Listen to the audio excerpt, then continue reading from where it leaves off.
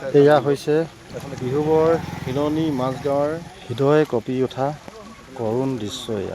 এয়া প্ৰাকৃতিক দুৰ্যোগেই হওক নতুবা ঘটনাই হওক, যি ঘটি গ'ল তাৰ কিছু পৰিস্থিতি আপোনালোকৰ সন্মুখত দেখুৱাৰ বাবে এই ভিডিঅ'টো প্ৰস্তুত কৰিছোঁ। যিহেতু আমি যোৱা 2 তাৰিখৰ দিনাখন নেপালীখুটিৰ কাষতে থকা বিহুবৰ হিলনি মাজগাঁৱলৈ গৈছিলোঁ। নেপালীখুটিৰ যি অৱস্থা দেখিলোঁ, সমান্তৰালভাৱে হিলনি মাজগাঁওখনো সমান্তৰালভাৱে একেই ক্ষতিগ্ৰস্ত হৈছে। এনেকৈ গড়মূৰ মিৰিৰ মাজগাঁও বুলি কয় দেখোন।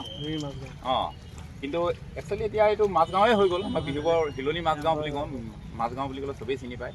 কিন্তু মাজগাঁও হেৰিটো নাই ওলোৱা এতিয়ালৈকে। এই দাদাজনৰ ভাষ্যমতে গম পোৱা গ'ল যে ইয়াত ৰিলিফ দিবলৈ অহা মানুহ তেনেই কম।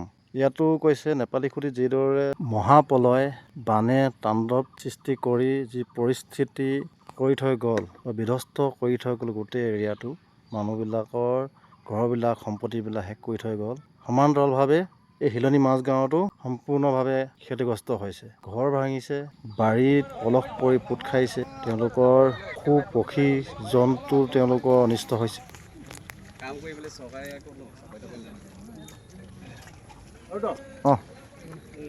টকা 1000 টকা দি আমি আপোনাক সহায় কৰিছোঁ।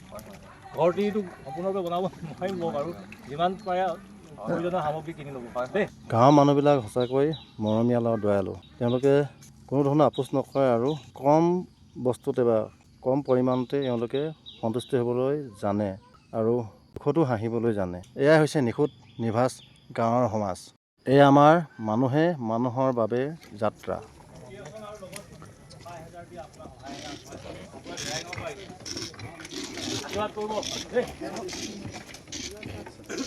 ঠিক আছে, নামটো কি আপোনাৰ? ভুগু ফুকন। আমি ঘৰলৈ যাম আকৌ। আপোনাৰ ঘৰত টকা 1000 দি সহায় কৰিছোঁ। সামান্য যাম তথাপিও দেই।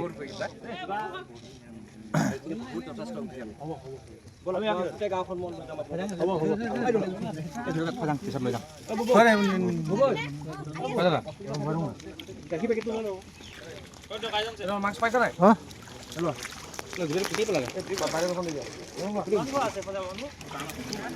ফটো এখন মাৰি দিম দেই।